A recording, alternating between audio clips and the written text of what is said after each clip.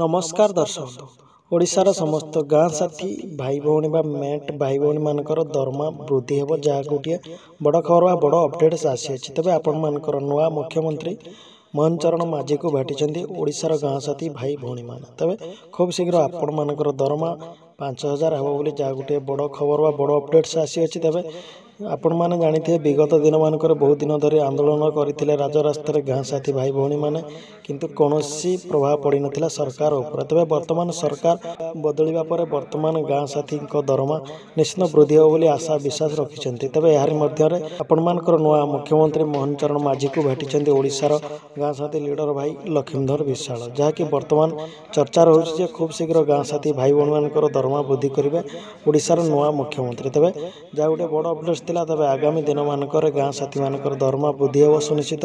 तेज बर्तमान एक चिठी मध्यम अवगत जन